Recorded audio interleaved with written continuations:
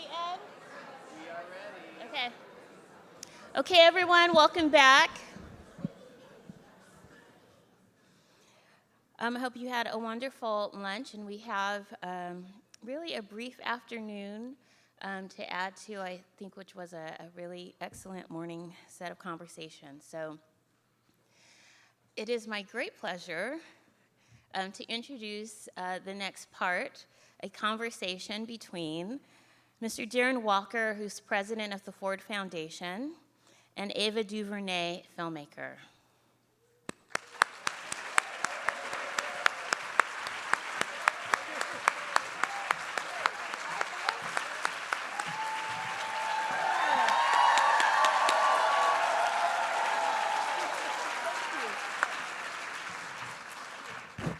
You could be anywhere in the world on a Saturday afternoon, but you're here at the Soul of a Nation, Age of Black Power.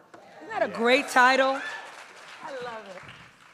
Well, thank you all for being here this afternoon, and to my sister, Ava. I love Here you. we are. Yes, we're here. Together in this moment, Soul of a Nation. And the idea of power. You as an artist, you as a Black woman creative, have disrupted the cultural power structure. And earlier we had a great panel with Thelma and Naima and Kellie and Bridget talking about how challenging it is and ask for artists of color in a system and a structure that has sought to marginalize, and in fact has successfully marginalized until recently, the narratives of people of African descent in this country. You have taken this on as an art maker, a filmmaker, an exemplar of Black excellence. What has it taken for you as a Black woman in an industry that was clearly hostile to the idea that there could be a fully empowered Black woman in charge? Talk about that a little bit. Well, I'm happy to be sitting here with you, so that's a thrill and an honor. For me, I just looked at history. I looked at the women who came before me because I'm not doing anything new by any stretch of the imagination. It's just louder. There's more tweets about it and more screens that feature me, but you know, it's not even I stand on the shoulders. I stand literally behind and take cover behind Julie Dash and Nima Barnett and Ayoka Shanzira and Kathleen Collins and Casey Lemons and Gina Prince Bythewood and all of the women, Black women, who came before me in this endeavor of the Black cinematic image and its making, its creation, and then also stand behind, almost cowering, behind Black filmmakers who did the same things that I'm looking to do in the form of film distribution, because it's something we don't talk about as much. Our systemic challenges in film and cinema is the making of the thing, yes, but also how it reaches audience. There's segregation and obstacles to even get it to you that are insidious. It's maddening. And so Haile Garima, distributing his own work and creating company around that. Third World Cinema Corporation. This is a company that was put together in the late 70s by Ossie Davis, Rita Moreno, and Diana Sands, among others, with unions, labor unions at the time, to distribute work like Claudine, and make work like that. So there's precedent for what we're doing, and that's why I love this exhibit, and I love making things like Selma or 13th. You know, nothing's new. We just keep doing the same stuff over and over like it's new, but if we just took a second and looked at what's been done and said and felt and shared before, we can get a few steps ahead. So I just feel like I came into the things I wanted to do maybe a few steps ahead because I listened, because I studied who was there before, and have tried to advance what they did instead of starting again from step one. So you're positing that Black excellence is nothing new.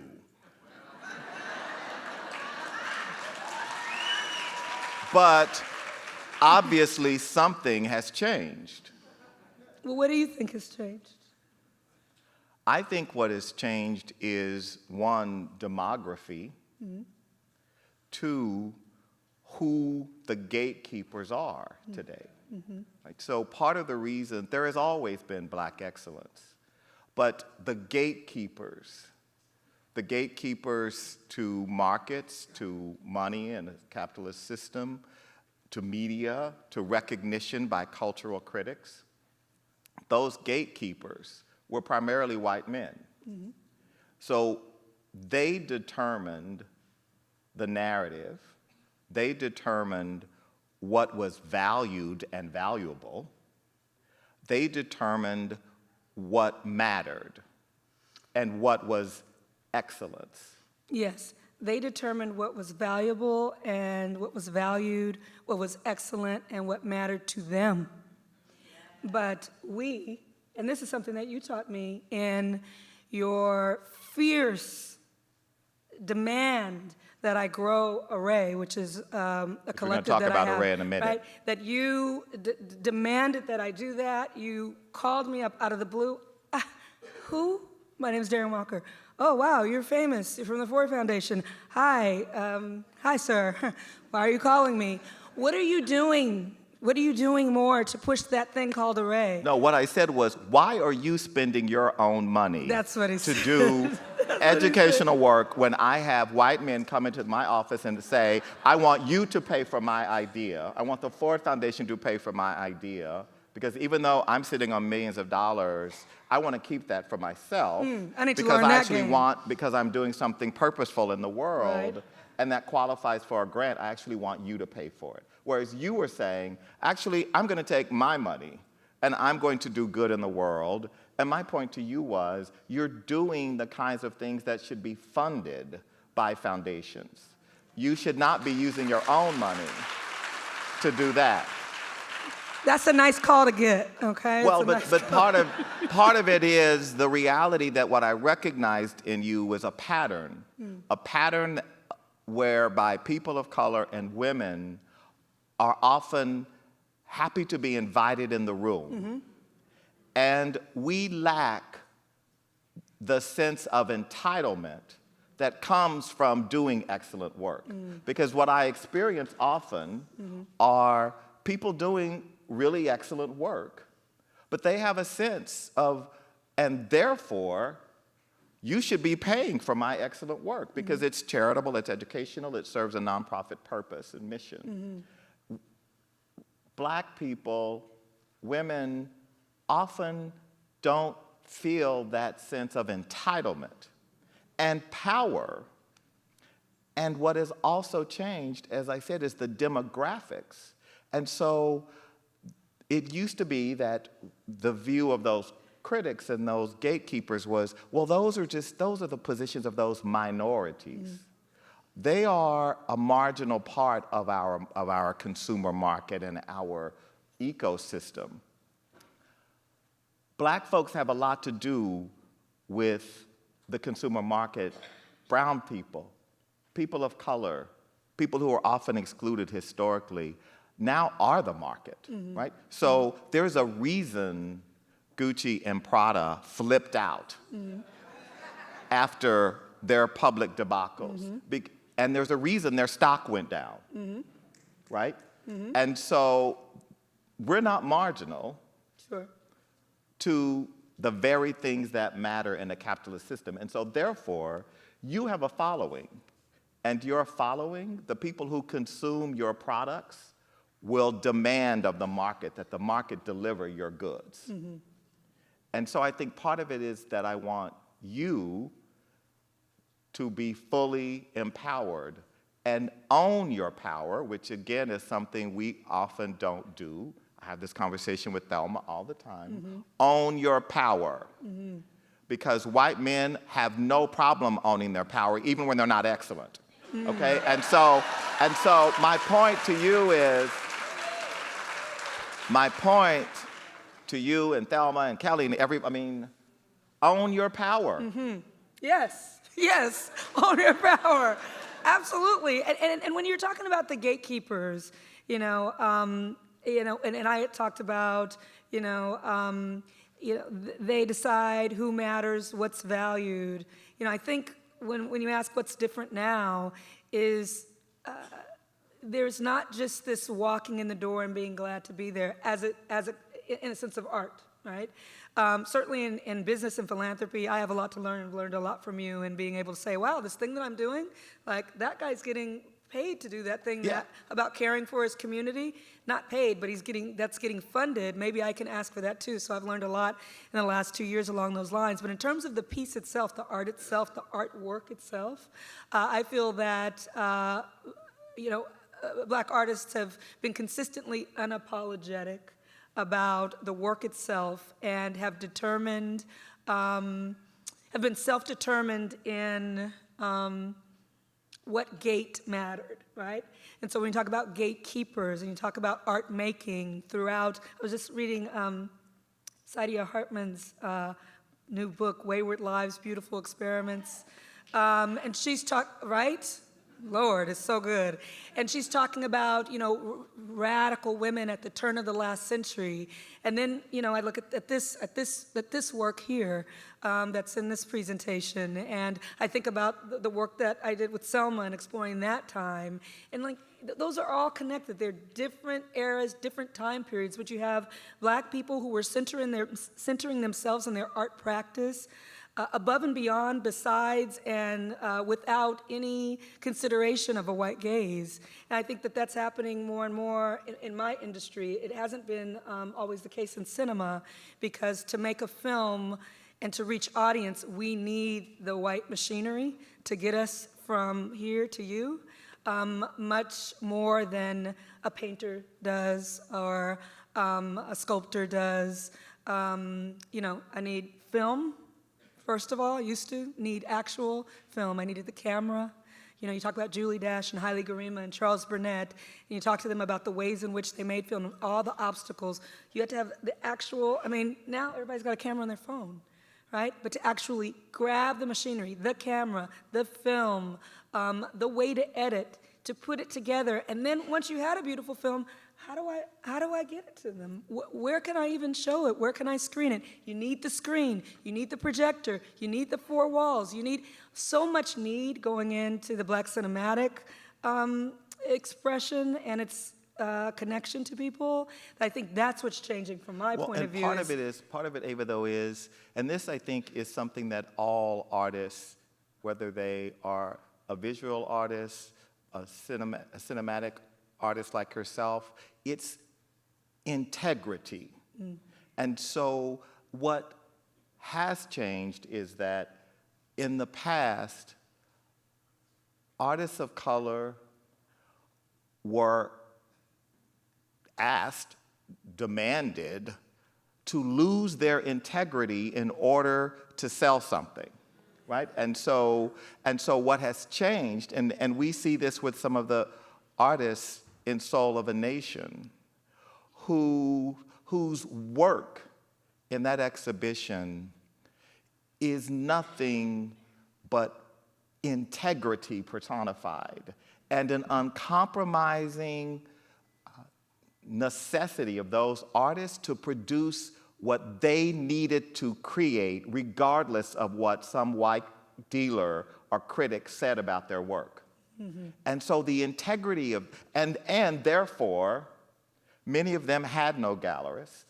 Many of them had no secondary market, and many of them lived in relative poverty, right? Because of that integrity, just as in your space.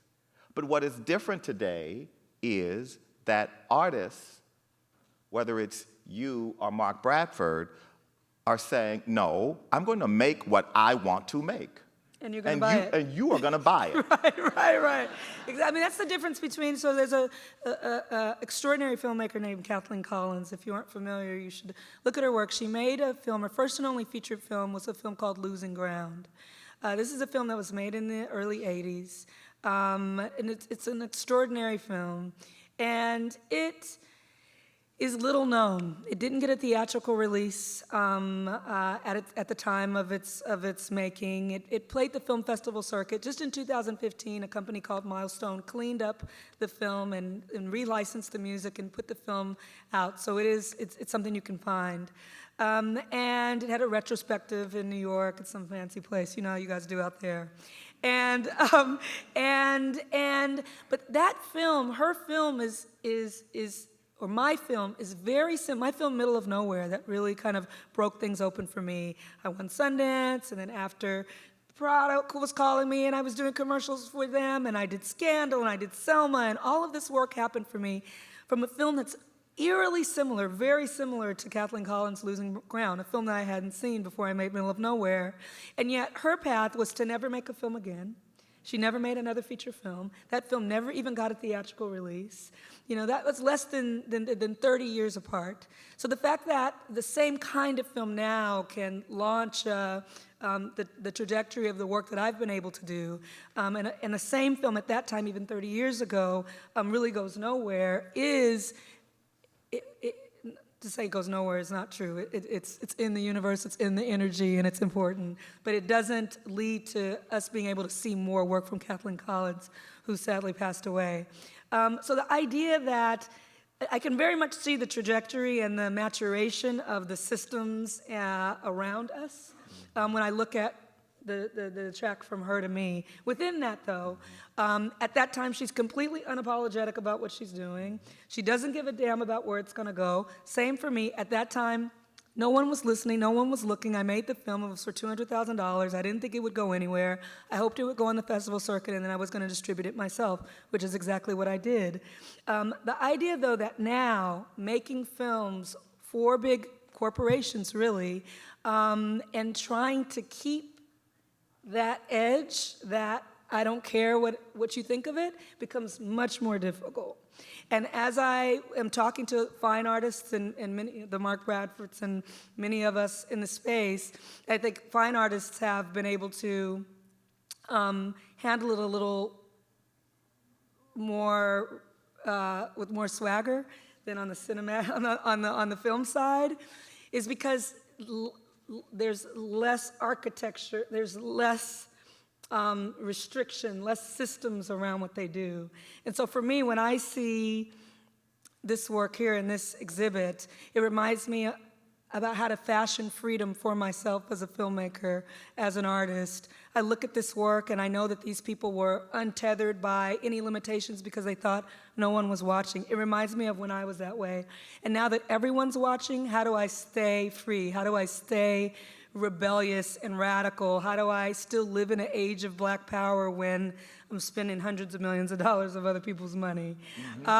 And so I just making the connection that your tutelage to you're doing great work, you're experimenting, you're exploring, and other people should pay for it. You telling me that in the philanthropic space, I've carried over with me into film. You know, the idea that, well, you gave me the money, so, you know, that was your choice. You know what I mean? And being able to say up front, and being able to say up front and be honest with people, this partnership, this contract that we're entering into is you, I'm being charged to make this, and this will be fully mine, is a stance that is challenging for artists as they start to accumulate more eyeballs, more money, more pressure. And I think that's the part of talking about the Black artists that I miss, because that's the part that I'm in now, and it's a part that I don't feel we explore hardly enough when we talk about the Black artistic tradition. Right, but I think if the movie studios and independent financiers have always put money in the hands of filmmakers who would say, oh my gosh, you gave me the money, it's my film. I It's know, my the white boys idea. do it easy. They really, And really so- do. and so- they take the money and run, they do their own thing, but it's that catch point of I'm responsible. Like, I think of it as real money, right? Right. My white male counterparts are like, yeah, I'm making my movie. And I'm like, you're making your movie with their money? And they're like, no, I'm making my movie. But it's their money. Like, I'm freaked out over that piece of it. And that's just poor black girl, you know. Well, I mean, I think a thoughts. lot of people who experience the kind of success that you have experienced, the whole question of that trajectory. But we should remember, and this is why we need to get to Array, just as we remember there were good questions earlier this morning about, sure, that's great that there's Mark Bradford and Lorna Simpson and Glenn and all the, but there's a whole lot of artists behind them who are not at Hauser and Wirth, who are not at Gagosian,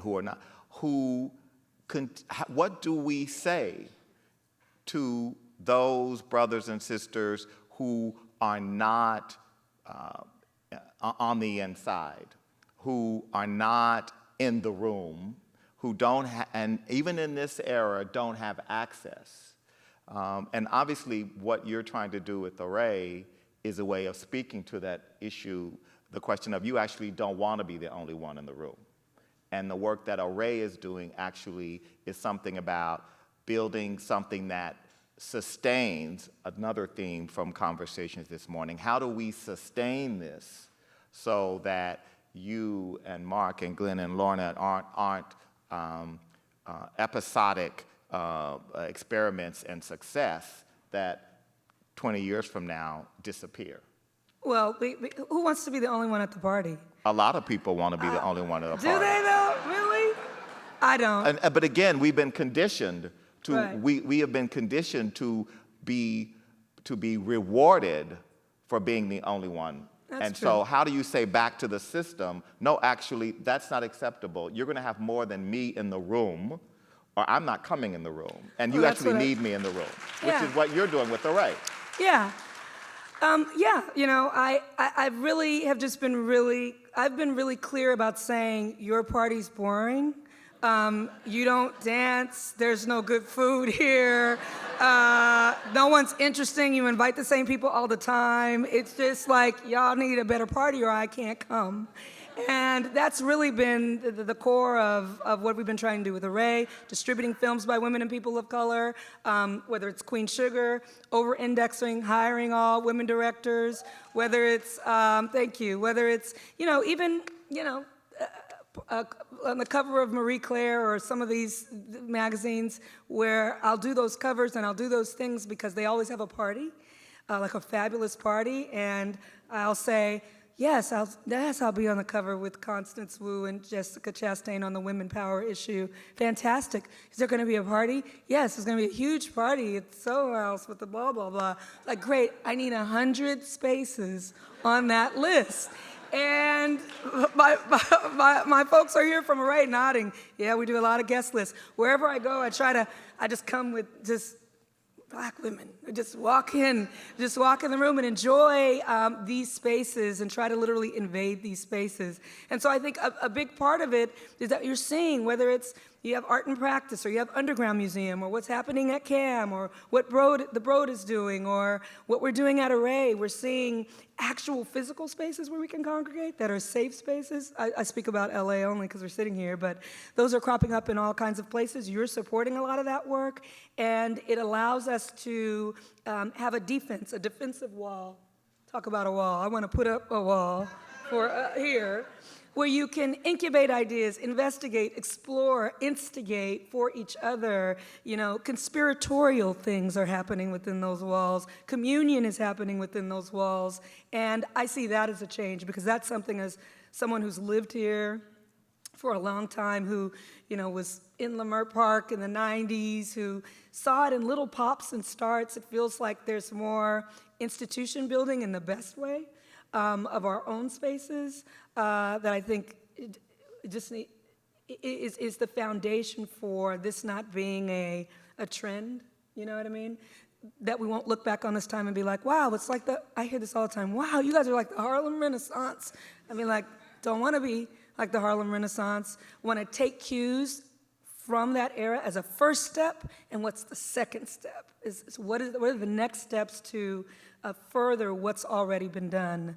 So anyway, with Array and with, yeah, it sounds like a commercial because it's not, I'm just saying, without Ford, let me just say this, without someone like you over that institution saying the things that you say about who the gatekeepers are and where the money should go and encouraging us, we would not be doing. I have owned 3 buildings in a historic Filipino town dedicated to image making by women and people of color. We've distributed 22 films by hand. Talena Mercedes is here, 2 sisters who have been working with me on this since 2008. We were doing it with our own money, blood, sweat, and tears until Darren comes along and he's like, what? I can make it rain. What's happening?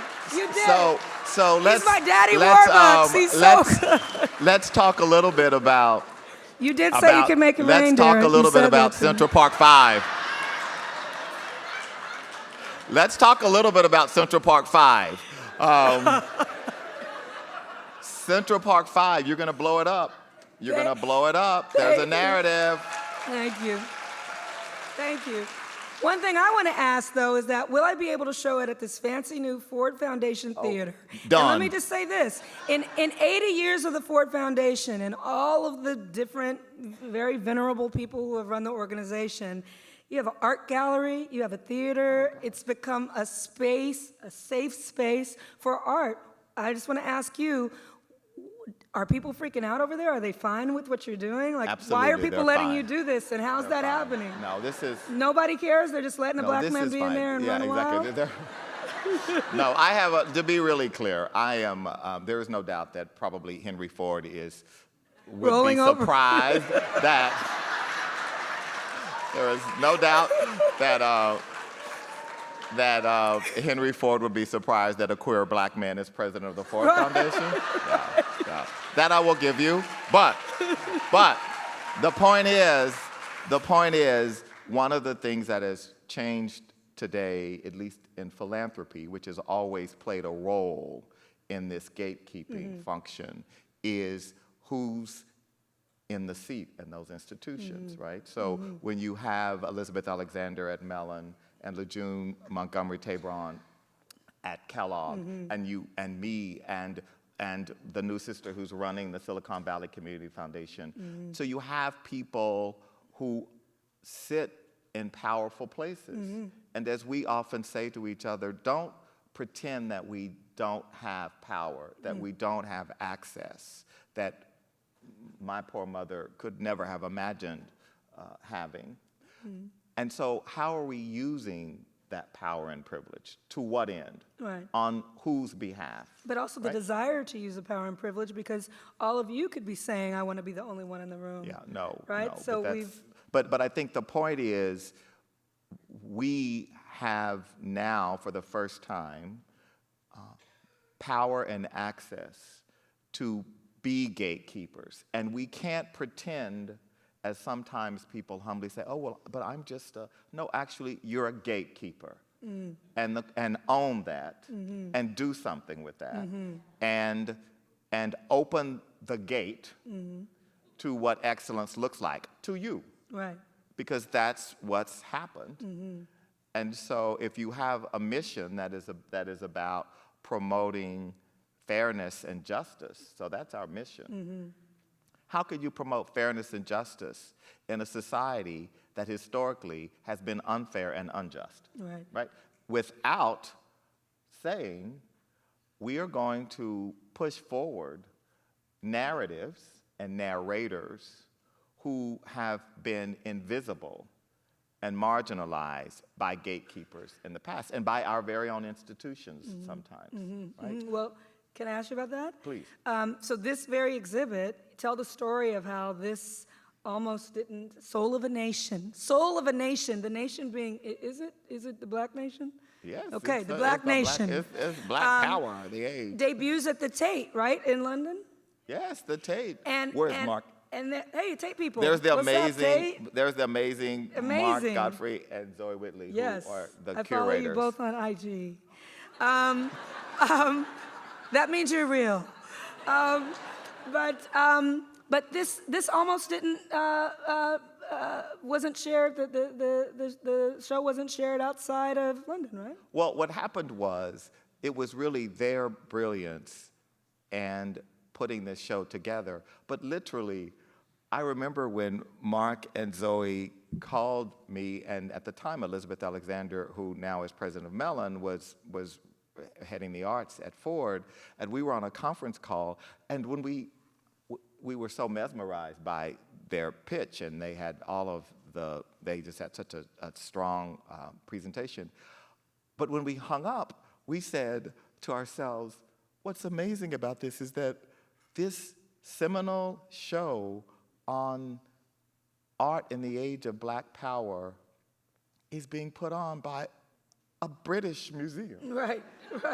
I mean, there was like a complete, we were both just like dissonance. Right. Like, an American museum should be putting this forward. Right. So, but it was such a brilliant conceptualization, and they had excavated all of these artists and brilliant creatives in a way that was so compelling. And, you know, when you're in a role like ours, you see a lot of things, but then you see those things that are truly brilliant and dazzling, like this. Mm-hmm. But what actually happened was so Ford said, yes, we will help with underwriting this show.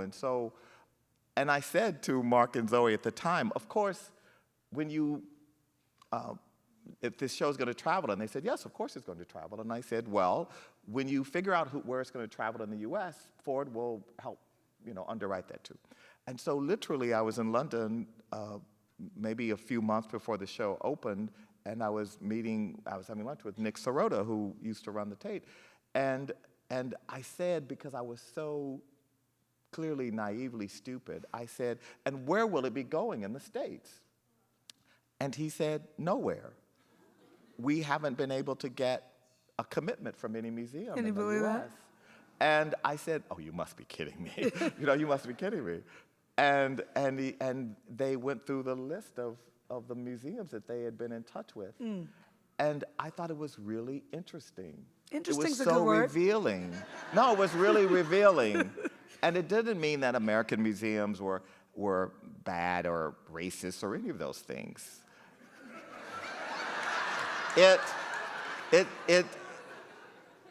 But it did, for me, reveal something about the willingness to take risk, to be bold and courageous.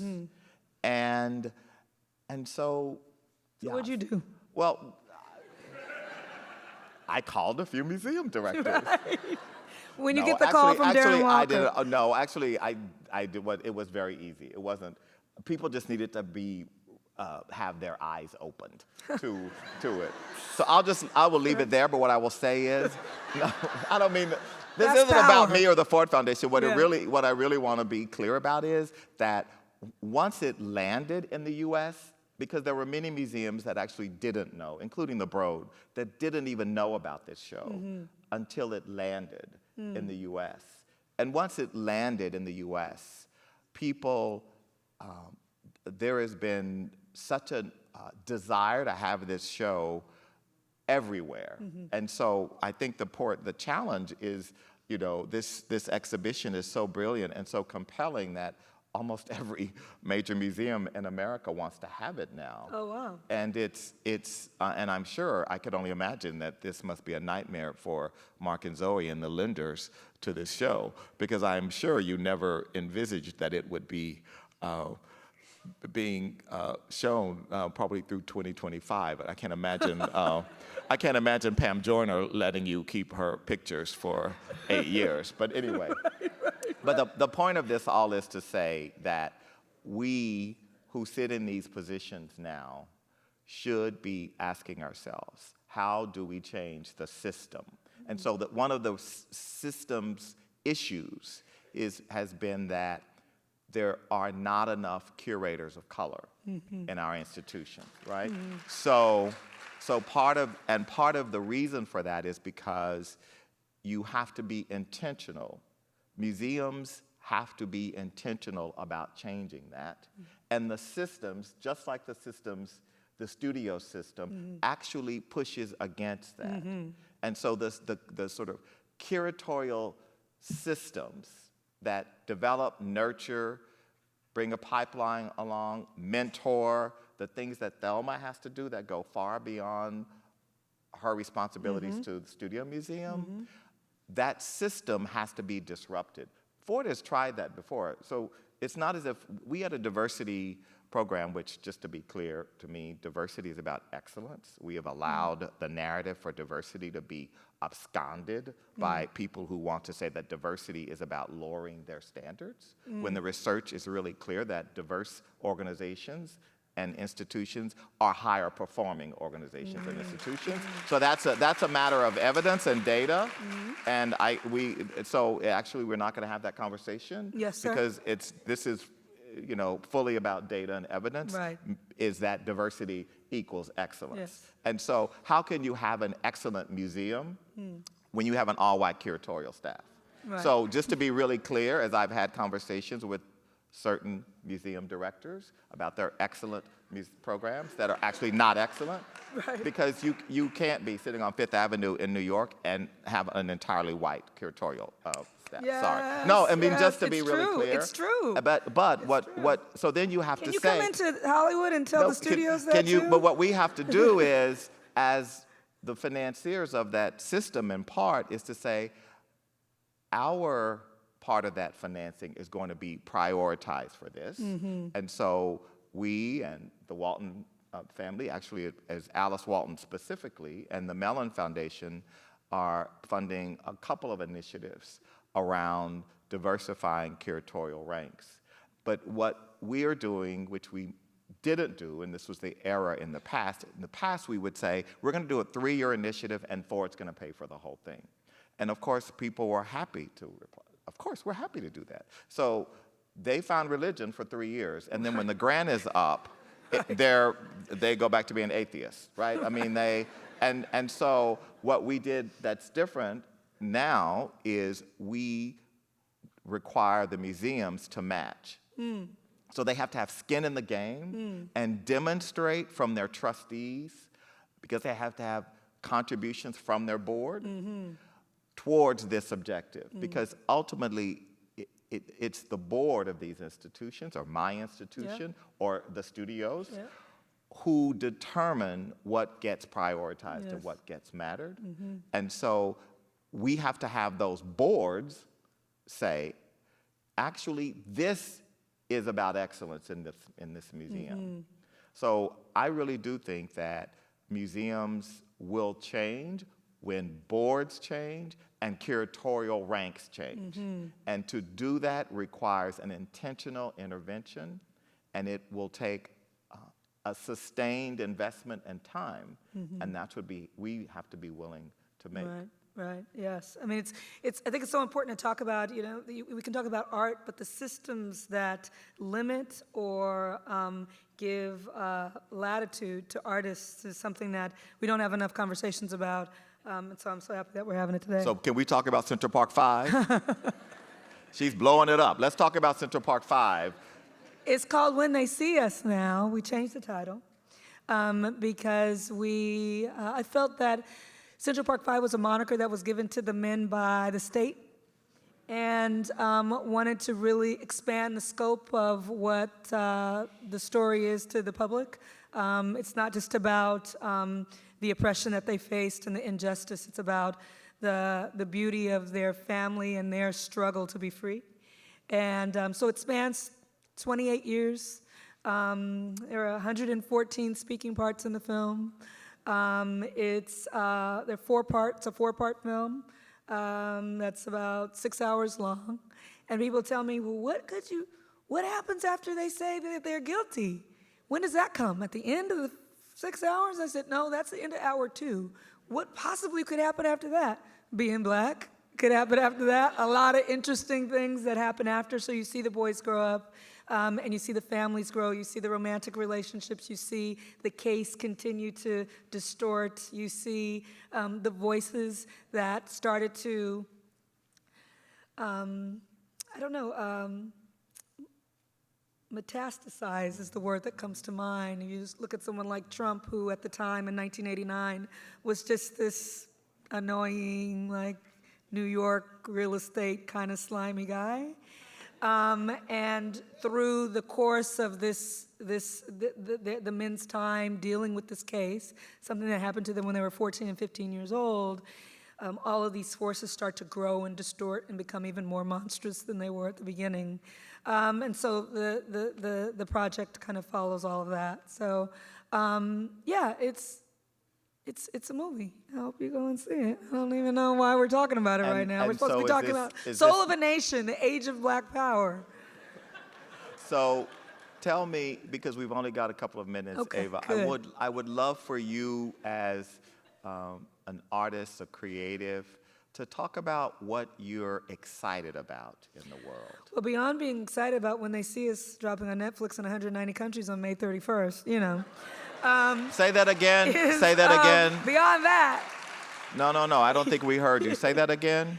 190 countries. That's the good. And what's the name? When they see us. When They See Us. Yeah, May 31st. May 31st, 190. 190 countries. So tell your friends around the world. But the thing that I'm excited about now is I'm excited about all the people on the stage right now. You know what I mean? All of the people whose work we're seeing right now across, architecture.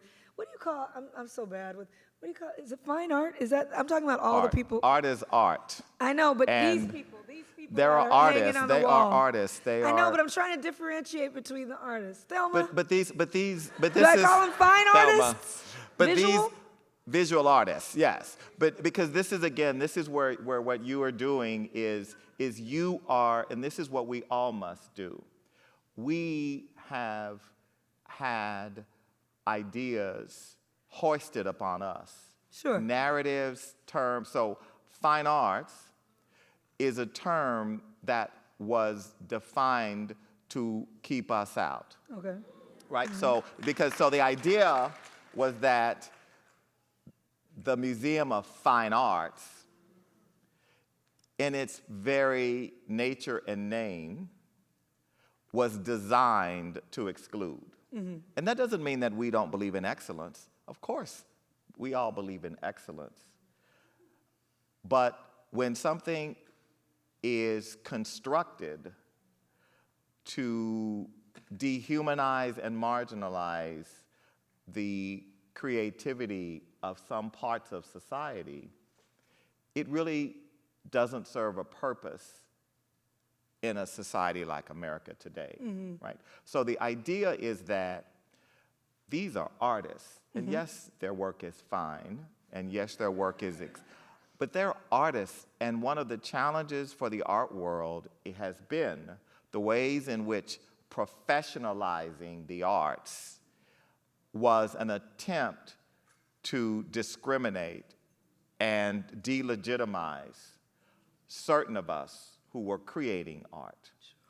And so we have to actually take narratives and create our own narratives. That's what's so brilliant about the way you took Central Park 5 was a narrative of a group of racists to create a moniker, a quick soundbite that when you said Central Park 5, your visual was 5 menacing black boys.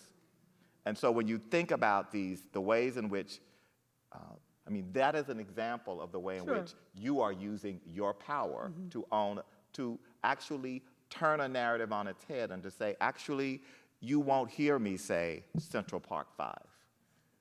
Because that was a term that was created to do harm and to, in some ways, be flippant with the clever little phraseology of a systemic effort to dehumanize 5 young black men. Right, absolutely. And so that's an example. No, I understand, yeah. No, absolutely, it's a great example. So yeah, it's those are the kinds of things that I'm excited about. all of the artists of all kinds, whether you're working in cinema, whether you're working with a paintbrush, let me just drill it down, a paintbrush, some clay, if you're David, if you're designing buildings and museums around the world, if it's music, if it's poetry, if you're writing, all of those things, when you look at us right now and all that is going on, all that's being said and shown and shared, it feels like we are not on step 1 or step 2. It feels like we're really walking down that road, and it just makes me, that's the thing that I'm most excited about. Really Give it thrilled. up for Ava DuVernay! And Darren Walker! Thank you. Thank you.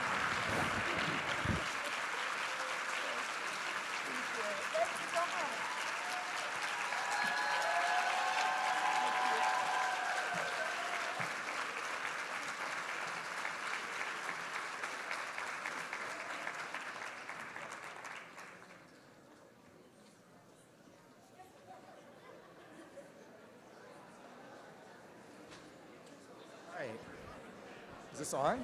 Can you hear me? All right, let's take about 2 or 3 minutes to stretch, and then we'll come back for the next conversation.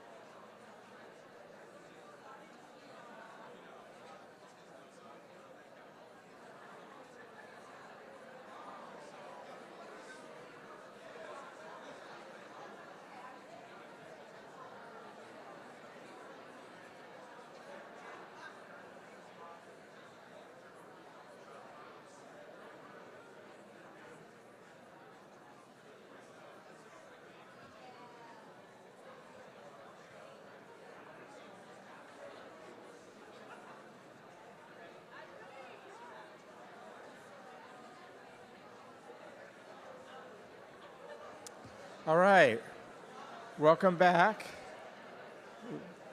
Let's get started again.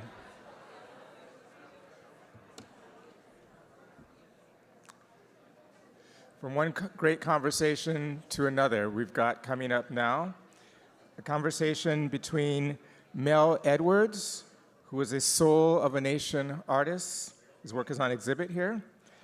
Dale Davis, artist and co-founder of the Brockman Gallery, and the facilitator, Isabelle Lutterodt, director of the Los Angeles Municipal Gallery. Let's give them a round of applause.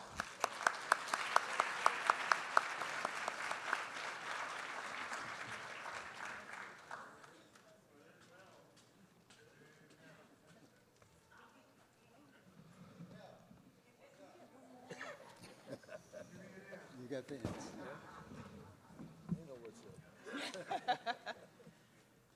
How's everyone doing? Okay, good. That was an amazing conversation. Excellent, thank you. Okay, so we're gonna dive right into this. And maybe both of you would like to, if we can start with maybe each of you telling the story of how you came to Los Angeles. I was 18 years old. It was June the 6th, 1955. I just graduated high school a couple days before. I'd been to California once before in 1951 with my family visiting my aunt and uncle. When I came in 55, I had joined the Naval Reserve and went for 2 weeks training in San Diego, and then came back to Los Angeles, and I lived the next 11 years here. So you want the full story of 11 years, or? No, I think that's great. I think it's just a way of us grounding in terms of the experience in LA and as it pertains to the conversation here. So, Dale, if you want to talk about I was born in Tuskegee, Alabama. Came to Los Angeles when I was 10 years old on a train, which was a very interesting experience to travel and to be so young. Went to 6th Avenue Elementary School. I've been a close community member for all my life. Went to Fauché Junior High School and Dorsey High School. Also went to LACC and graduated with a BFA from USC and did part of a master's program until I became disenfranchised with it at UCLA. Excellent. Thank you. And there's an interesting bit already in common. My grandfather was born in the Tuskegee area of Alabama, and I also graduated from USC, but my graduation was 10 years after I first entered university. In fact, even after my first one-man show, so graduation and that stuff is not chronological. Right. And much of what you'll get from me is not necessarily chronological, but I think will be functional for both of us. Right. And you're both at LACC. I did go to LACC Yeah. for 2 years. Yeah. Okay. Yeah. So we're going to kind of jump into this time period that bookmarks the exhibition, and one of the things that I'd like to talk around, perhaps, is what happened in August of '65, which was which is the Watts Rebellion, and it brought to the national stage issues that had been boiling and impacting Black Angelenos here for a very long time. '65 also marks a really important year in a way for you, Mel, in thinking of the different exhibitions that took place. And I wondered if you could talk about that time and the impact that it had on your work and then your career overall as you look back. In 1965,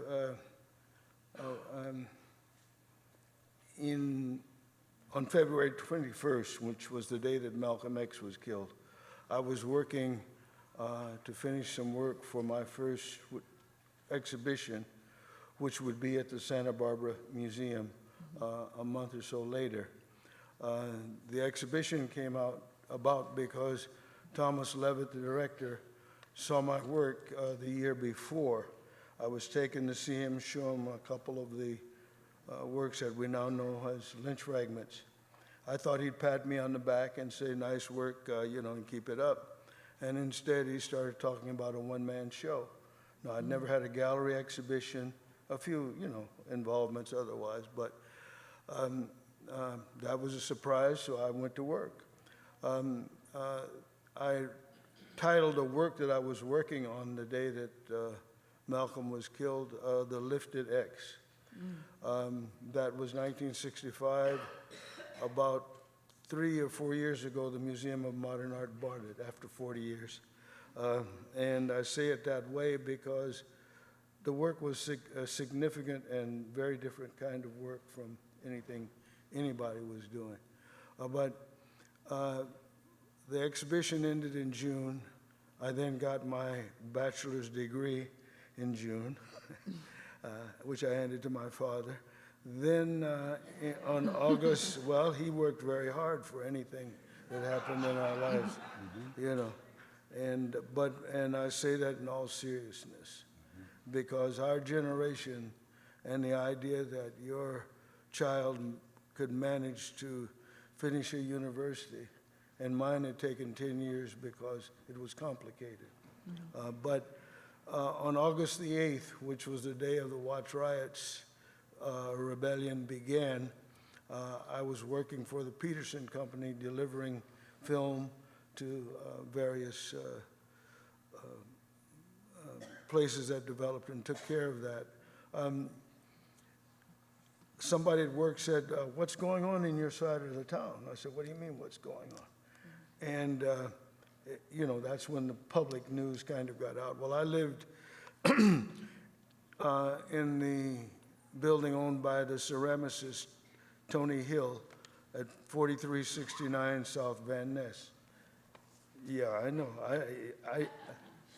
I'm telling you, he doesn't know how much we hook up together. But anyway, so I went home, to see what was happening. Went up to the top of the building, and you could see smoke in the distance down Vernon, more towards Central Avenue and stuff. And knew it was serious. And later that day and the next day, I took a few photographs. So I have photographs that documented not so much the direct stuff, but results. 2 weeks later, after being driving and delivery man and all kinds of things, I got 2 college teaching offers in the same day. In other words, people knew things needed to be different. One was from the University of California at Santa Barbara, the other from the Chouinard Art School, which was later renamed Cal Arts. That was 65. I took the job at Cal Arts and worked there for 2 years before moving east to New York. I moved to New York on January the 10th, 1967.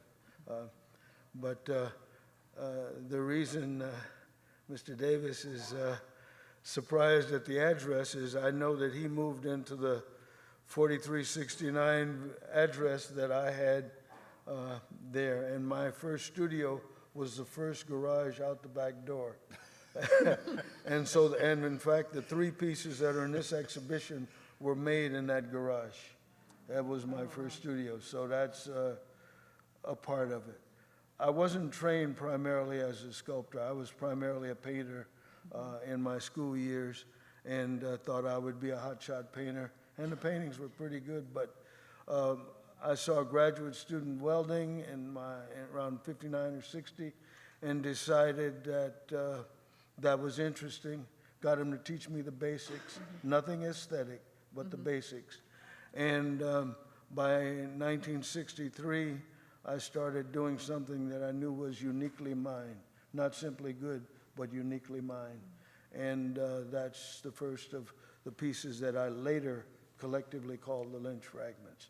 Welded steel And to this day, I still use primarily steel, but occasionally the painting shows up because of watercolors and other activities. You know. Thank you. Very interesting. I had no idea.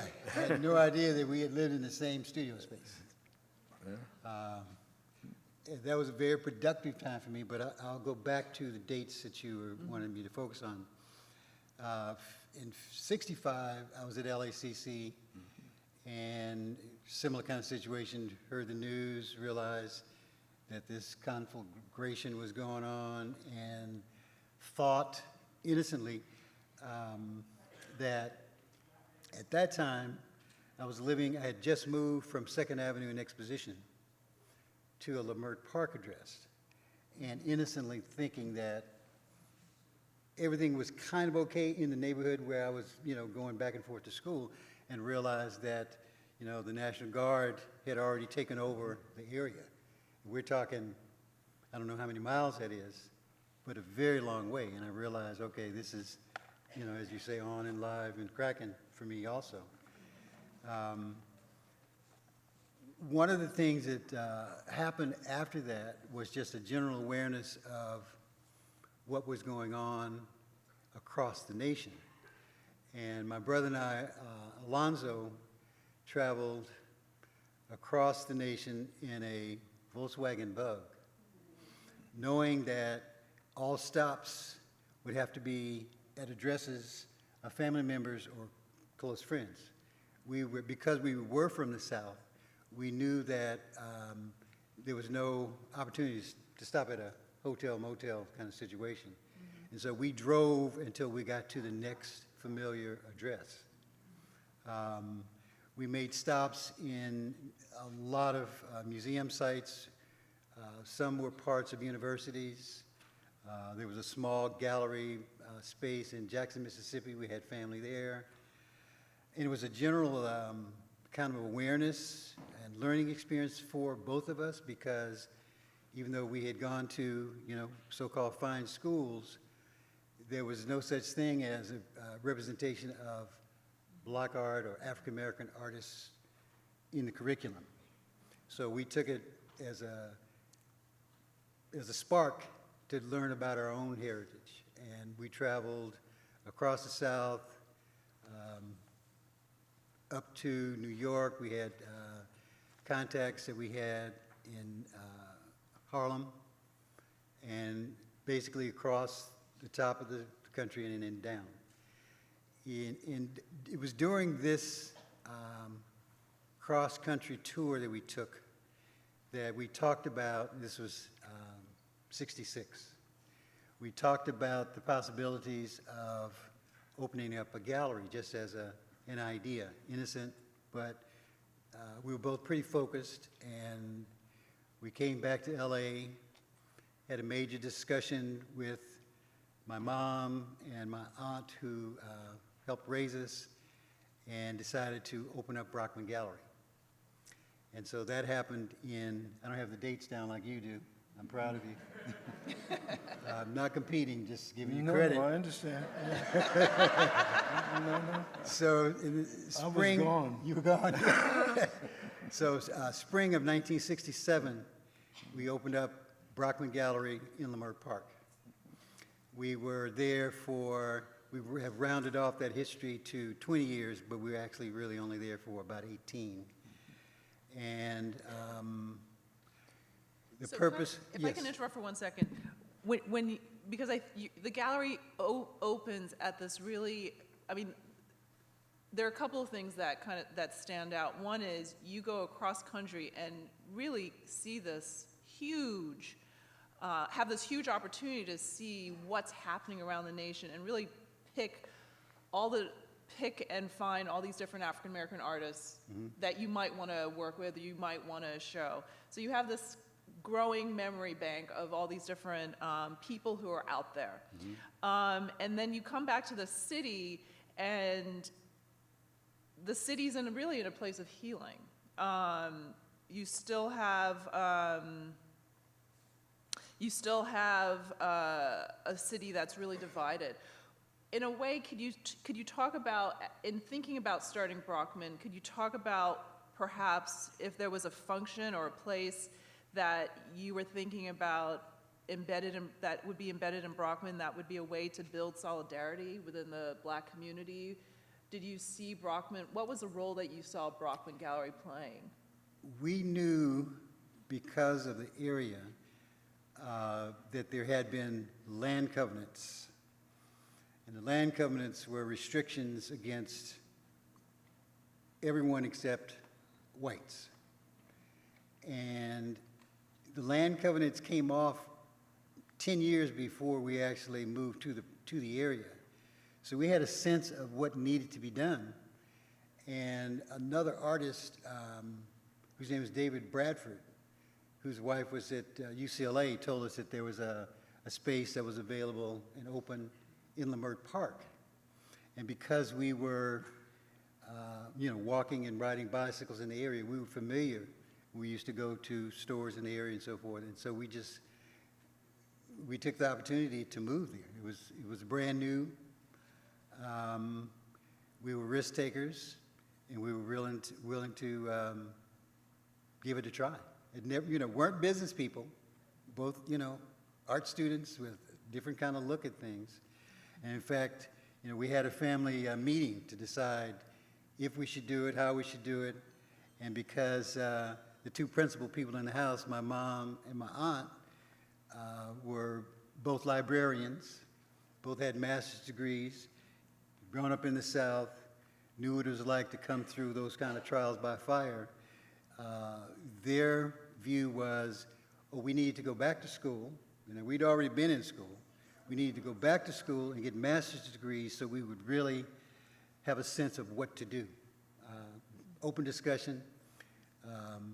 We were in denial the whole time about needing it.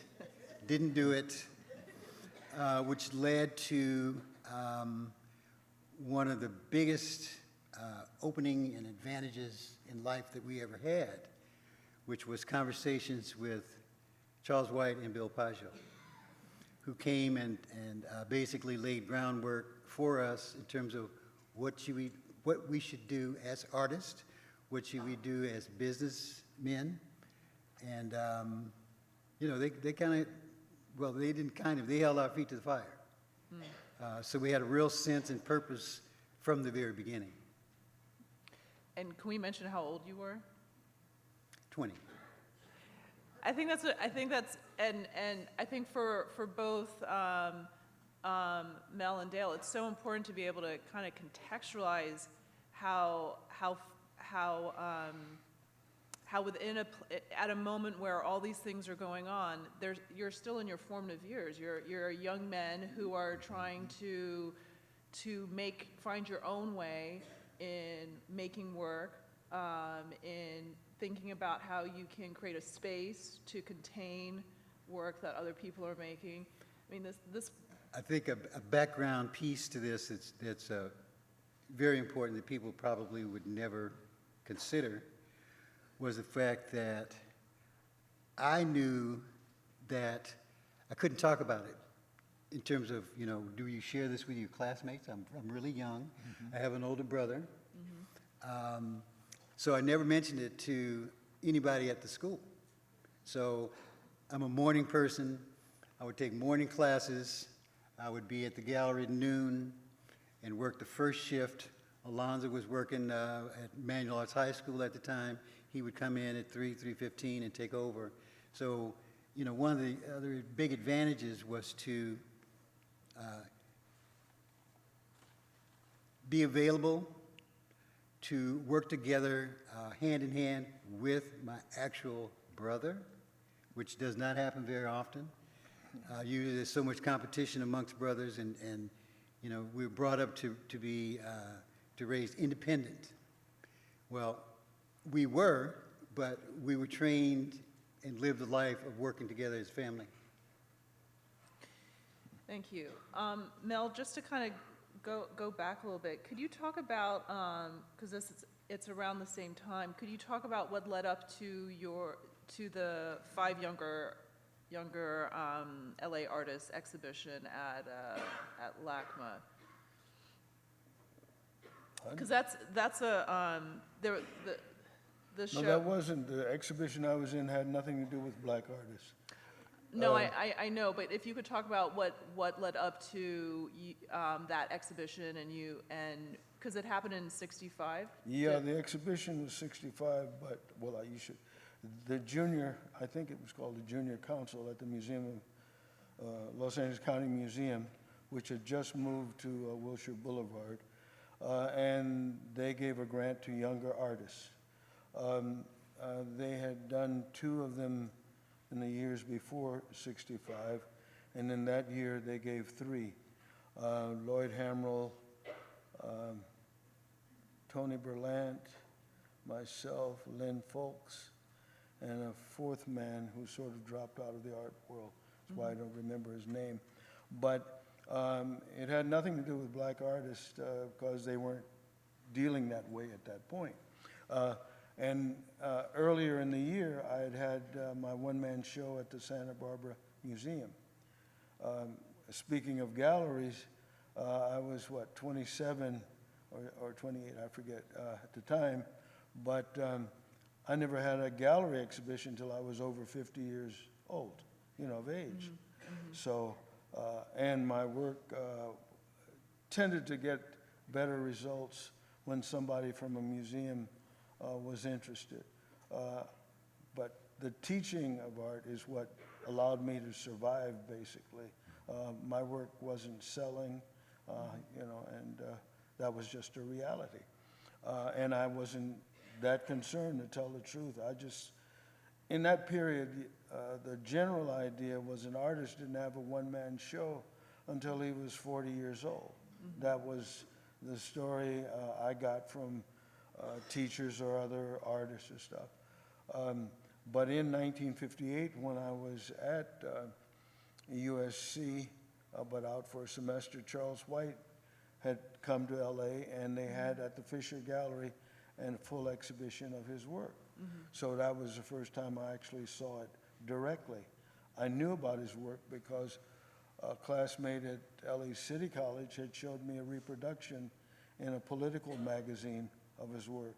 And his drawings were featured in the film Ana Lucasta, which, from that period. John Biggers, who had been a student of Charles, was teaching at Texas Southern when I was in high school. And it's quite possible the Biggers family and part of my family, because the Biggers name exists, as my grandmother told me when I mentioned this artist named Biggers. And that may well be true of Sam Biggers, the artist that many of us know now. But in any case, that whole period, my artist friends were Daniel LaRue Johnson, who passed 2 years ago, and we crossed the United States in 1963 to look at New York. He'd already seen it, and he was coming to pick up his Whitney Foundation award. I was going to see how to get one, which did happen a couple years later. But generally in that period, there was not any awareness of a world of galleries. The only black arts small-time organization that I knew of was in the late 50s. I'm trying, the names are, it's a long time ago.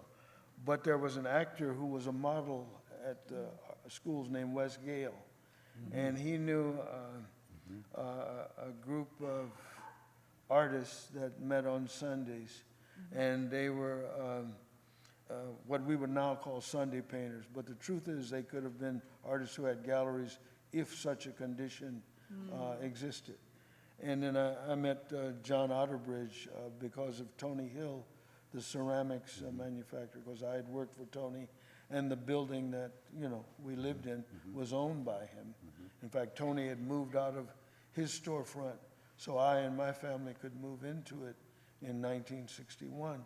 So there are a lot of interactions prior to that, and there were generations, you could even say, but nothing organized. that kind of thing. So we weren't necessarily influences to each other because we didn't have that kind of interaction. But for me, starting in 61, the early 60s, when I moved into that building, Daniel Johnson, Ed Burrell, my friend Marvin Hardin, the painter who actually he and I first met at football practice in September of 1955, and we still telephone, and he's a very fine artist. Well, anyway, there's so many things. overlap. I remember driving Danny Johnson in 65, he and his wife, Virginia Jaramillo, to the train station because Danny was the first of any of us to get a Guggenheim Fellowship. And they were taking the money and the opportunity to go to France for a year, and I drove them to the train station so they could get the boat. Well, those kind of relationships continue through the years, and in this exhibition, for me and that generation, there are a lot of people that our works interacted, And of course, when I got to New York, then it became Jack Whitten and William Williams, Did you still feel like that where in LA that it wasn't necessarily this community, that in New York there was a Well, community? New York is a closer, you live closer, you walk to somebody's place. In Right. LA, you drove to somebody's place, and it was more spread out. Yeah. I think Kellie Jones' book about Pico, well, actually, the first 4 years I was here, I lived the other side. I lived in the Temple District where my aunt and uncle had their house. And so I didn't get to cross Pico because LACC. But then when I was going to USC, I did cross Pico.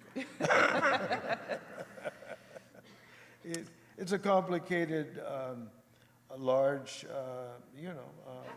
city, and where artists were, you reached out to each other when you needed to, and you knew artists truthfully of all aspects.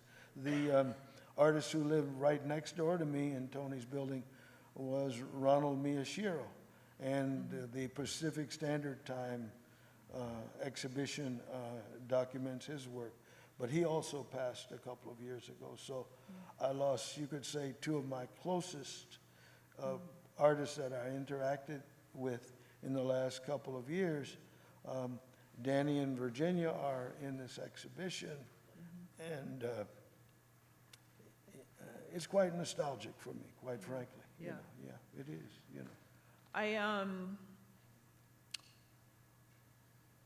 We've kind of touched on this, but when after the riots, one of the things that kind of stands out is,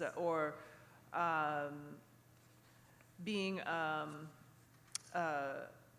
someone who works for the city of Los Angeles is important, is sort of the creation of the Watts Towers Art Center, which really emerged post maybe not as a result of, but certainly arrived post the Watts Rebellion. And you see artists like Noah Purfoy, John Outerbridge, Timothy Washington starting to use materials to help, using materials to create these assemblage works. In thinking about, and then kind of transitioning to looking at the different galleries that were around who were embedded, perhaps, correct me if I'm wrong, embedded in the community, and thinking about Brockman Gallery, and thinking about Gallery 32 run by Suzanne Jackson, and some of the other galleries. Samela Lewis had a few galleries at different locations at different times. Was there any sort of organized or collective thought being put into how do we rebuild? How do we heal from this? How do we begin to kind of build back the Black community? And what was the role that artists could play in that? I think part of it was we realized after the riot that there were a lot of cultural components to the community, And we were not the only ones. Brockman Gallery was not the only group of people that were doing cultural things. There were, oh my goodness, filmmakers, and there's a long list of entrepreneurial efforts that were being birthed really all at the same time. Contemporary Crafts was Samella's gallery space. We were all speaking. We knew what the mission was. They were all very diverse. It was also controversial in that, you know, with everyone thinking that their vision is the one. We had conflicts with other artists and institutions related to them that believed that we should only be showing, and you know, everybody's very strong in their position. We should only be showing imagery, and that abstract art didn't have a place. So, you know, you had to learn to stand up for what you believed in. We had groups, organized groups within the Black community of artists that were in conflict. We had the Black Artists Association. We had the Black Arts Council. And you would think, based on the name, that there would be a lot of, you know, very close connectivity, but no, it wasn't, you know. One of the things that came up as part of one of the major exhibitions during the period was the 3 graphic artists at LA County Museum. Well, there's some of you that know about the conflict. Some of you have read about them, researched them. But there were Black artists that picketed that exhibit. Can you for people who might not know the artists who were part of that? Charles White, Timothy Washington, David Hammonds, all extremely strong. But to have a picket in front of, and because Brockman had shown these particular artists, then we became kind of like the face of the conflict. And some of the artists that were in the same group with us were on the picket line. And so, there were artists that we had shown who now no longer wanted to show with us because we had sold out.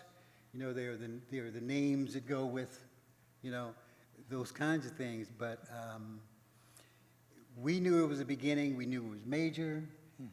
I think for the audience, I think it's good for you to know that many of the works that are in that collection that were part of that exhibit were all shown at Brockman. When I went to the event last night, and I was looking at Soul of a Nation catalog, I was amazed at how many things were in the catalog documented that were shown at Brockman Gallery first.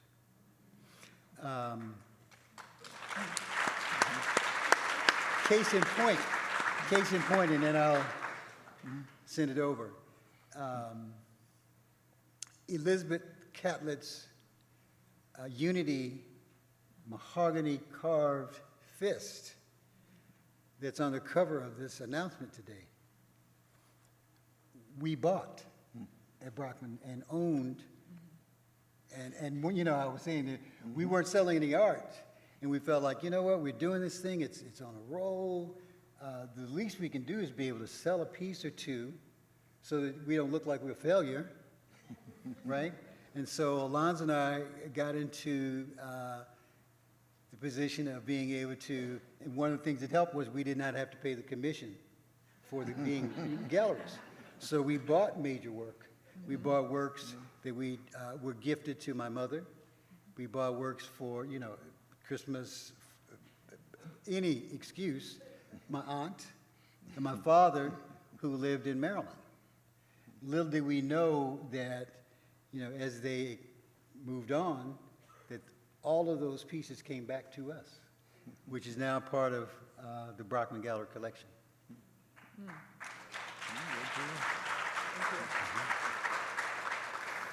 I wish you'd been my uncle. Let's talk about it. one of the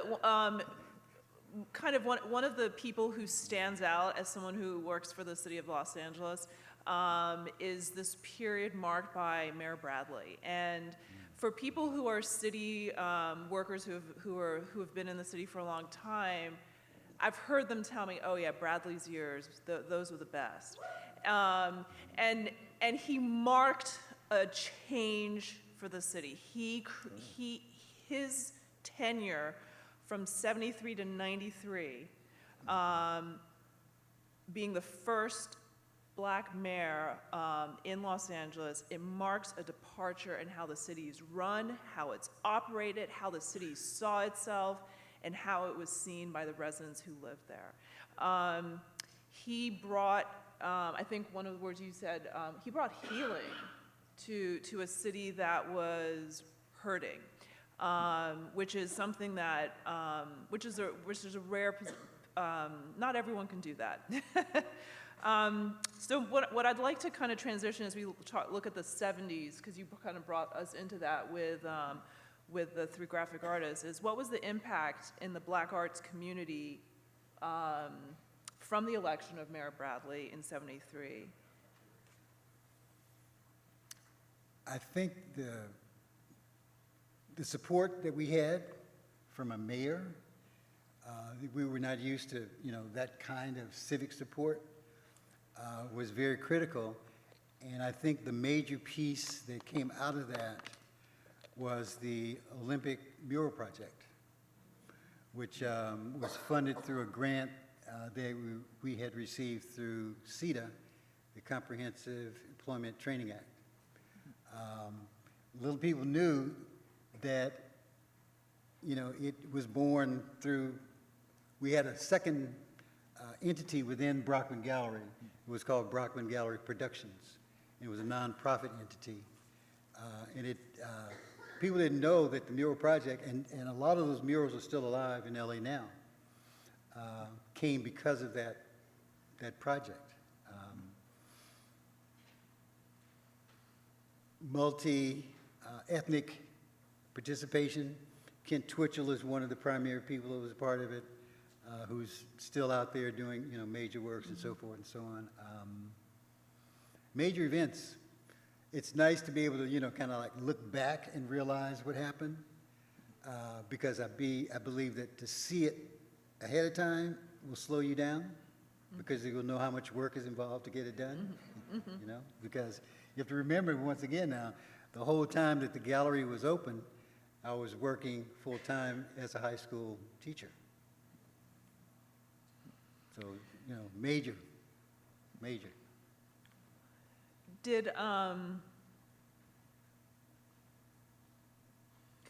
Mel, you had left Los Angeles by this time, but what were some of, from afar, or as you came back to visit,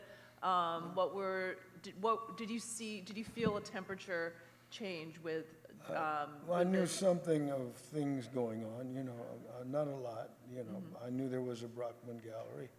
I knew that the Watchtowers thing had developed in a way. In fact, before I left, when they were looking for someone to lead or, to work there, I got a call from someone that I had known some years earlier. Would I be interested? And I explained that I was just taking a job at Chenard, so I couldn't do that. But the lady who became my wife later, Jane Cortez, she was the founder of the Watts Repertory Theater, in Watts. And so through the years, I got a lot of information. But in that period, we really knew each other just a bit because of Afro-American clothing designer named Bob Rogers. And Bob Rogers was very influential and helped organize a lot of things. His office on his production place on 6th Avenue, right at Washington, was the headquarters of the SNCC office in Los Angeles. and I met any number of people who were in politics, or visitors from Mexico, or people from the Hollywood world, because while in that period, African American clothing designers had no public names, Bob was someone, they knew his work and often bought his clothing, and he would design cloth that he would send the designs to Oaxaca in Mexico, and they'd ship the cloth back, and then he'd make these very unusual things, which I still have any number of things, more for women than for men, but many functional kind of things. So an awareness of many things. Then I moved to New York. Bob Rogers moved to New York almost the same time, and Jane Cortez moved also to New York in that period. In that period, that's when I met Jack Whitten, William Williams, etc. Of the Spiral Group in New York. I met many of them because they met on Saturdays at the studio of Bill Majors on 7th Avenue. And so that's through him that I met Norman Lewis, Romare Bearden, Reggie Gammon, you know. And one of the first exhibitions I was in New York wasn't just Spiral, but it was African American. My awareness of the generation before, I did meet Charles White before I left LA. In fact, Danny Johnson took me to meet him. And Danny said, bring some of your drawings. Don't bring any of the abstract stuff you're doing, you know, to see Charlie. So I said, well, okay. And I was, you know, a good draftsman and drew well. But when I showed things to Charlie, he said, well, you're not going to get anywhere with this. And he was quite right, good advice. But a few years later, when Ivan Dixon, who was a close friend of Charlie's, wanted to give him a birthday present, he bought one of the early Lynch fragments, and he wanted to make a gift of it to Charlie. Well, Charlie had just moved into a new house with fresh painted walls and new rug. He wasn't about to put a hole in the wall for one of these things of mine. But a couple of months later, when my exhibition opened at the Santa Barbara Museum, and Ivan had been to the opening, Ivan came to me a couple of days later and said, hey, Mel, he says, Charlie's got it up on the wall. And we would run into each other occasionally through the years. I was privileged, really, because I did get to meet Charles Alston, who worked on the murals at Golden State, Hale Woodruff. Hale would comment, in fact, when he'd see this little Bowley sculpture, he says, I got one of those. He says, I know exactly what that is. And he, of course, taught at NYU, and he'd done the Cinque mural projects, you know. There was a lot of multi-year, multi-decade interrelations. They weren't necessarily very close, but if you met one of them, you had those encounters. They meant a great deal to you, you know. When I went, Danny Johnson and I took a trip across the country, as I mentioned earlier. Well, I met Bill Majors at the Museum of Modern Art because somebody told me that often the guards at the Modern are artists. And so there was one guard standing rather tall and in dark glasses and looked more hip than any guard was looking. And so I said, hey man, are you an artist? And he said, what? I said, you're an artist. He says, people ask me, where's the Guernica by Picasso? They ask me, where's the, this or that. And you ask me, I'm an artist. Well, I said, that's what I heard. So we had a nice conversation. And I told him, why I was there. He said, why don't you go over to NYU? Hale Woodruff is registering students, and you should meet him. So I went over, and when I met Hale, he thought I wanted to get into school, and I said, no, I'm an artist more or less already, He says, well, you got anything to show, And so I carried 3 of the relatively new works of Lynch fragments in a blanket for a pack. So I opened it up, and I saw his eyes go. And he stopped registering students for an hour and just talked to me about art. And through the years when we'd run into each other, that generation was very generous, you know, in terms of simply talking and, you know, meeting with you. The notion of career, which is so dominant now, we didn't even have the word in that period. You were really just trying to be an artist, you know. So when people talk about, were you in this gallery or that, you know, or not, the truth is we were much more concerned, just because of our reality maybe, but in trying to develop our work and some individual quality and worth that advance. Therefore, we weren't always interested in organizations, you know.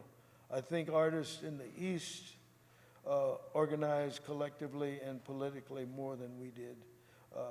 You know, that was what it seemed to me.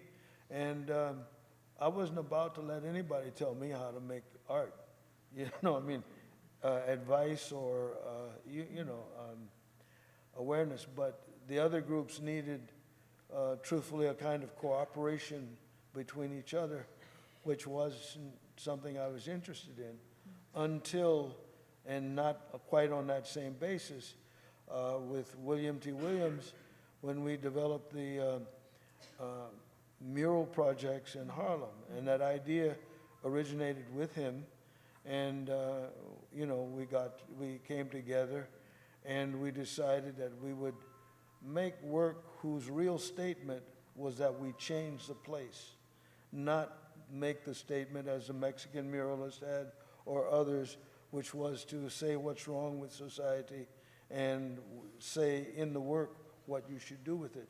We simply wanted to simply change places. And if we'd had the capacity, and still don't, we would build whole new cities. And just the whole aesthetic of the society, visually and functionally, would be that. That's why I like Brasilia in Brazil or Abuja in Nigeria. And through the years, my travels have been interested in that.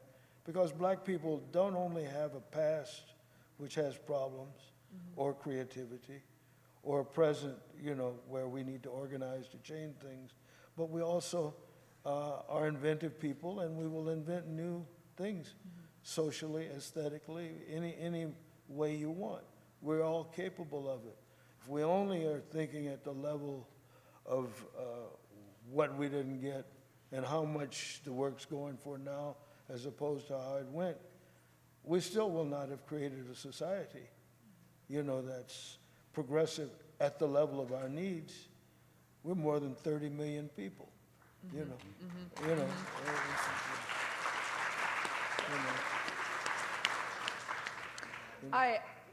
I had one more. These images that you're seeing here, Mel, I wanted to actually see if you wanted to talk about them. These are images. The Los Angeles Municipal Art Gallery has an archive that we're really trying to figure out how to bring forth. And one of my inspirations in being the director there is Josine Storles, who had a tenure at the gallery from the late 70s to the 80s. And it's just really inspiring when you look back at the work that she curated, along with the work that she brought in that was curated or traveling. And one of the shows that she brought in, which kind of brings us into the 80s, is Afro-American Abstraction, which was at the gallery from July to August of '82.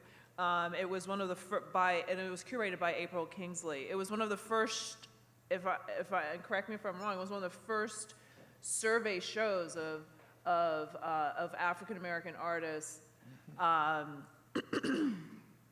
that was touring at that time. And if you can just talk a little bit about the work that you had, maybe we can go back to them. You had a few pieces. You had a collection of the 9 Lynch fragments, and you also had homage to poet Leon Gontran Damas. And so I think you can see them here. Yeah, I know the work. If you want to talk a little bit, yes, you do. If you can talk a little bit about that show and being part of it, and Oh, yeah. and what that meant for you.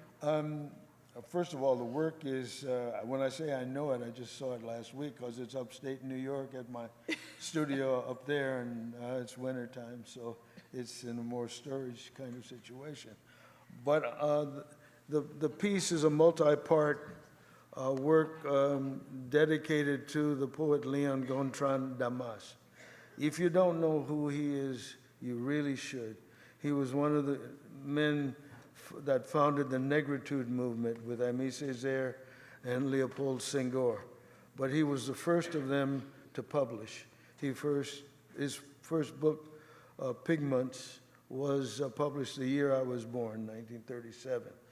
But it happened that in 1969, he came to New York, and Jane Cortez met him, and we threw a party in his honor. So any number of people were there: Romare Bearden, Larry Neal, Nikki Giovanni, names that you might know. But Damas, in the ensuing years, he lived his last 9 or 10 years in the United States, teaching at Howard, I think, in Washington. But in any case, he became a very good friend for me, and was very important in me thinking of our Africanity as not just in one place, not just where I was from or where I had lived, but all over the world, that culture. And we did things here not knowing how probably related they were to things in other places. And so when I started to go to Africa in 1970, I just kept meeting other artists, other people. We had similar aspirations. They didn't have European slavery per se, but they had colonialism for 500 years. They were experiencing, and our being here is a part of their experience because we're that family spread here. If I can, run that way a little. But the particular piece consists of 2 horizontal circles that are close to the ground, which reference the idea of seating. The section which you can't see, which is a large, almost horn-shaped circular unit. But Damas was from French Guiana in South America. And my notion, because he had wanted me to make a piece for his place there, because his original home had been burned down, that the opening faced the east, where the sun came from, but also faced directly to Africa. And the sun set in the west of that same configuration in the Americas, deep into South America, So the poetic principles, and then there's about 30-foot length of chain that sort of subscribes a circle on the ground, and that was the chain of connection, not the chain of slavery, the chain of connection, the links of connection. Because if you're a blacksmith, and in my family in Alabama, there was one young man who was brought to the Americas already trained as a blacksmith, lived to be 106 years of age in Alabama, but he was trained as a blacksmith. So it's in the family.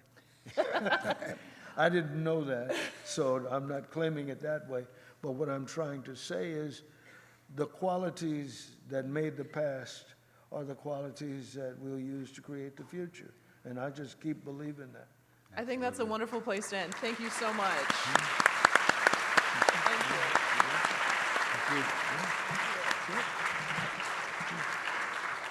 Thank you. Hey, oh yeah. Hey, it's always that way. Okay, we are just going to change participants and keep moving.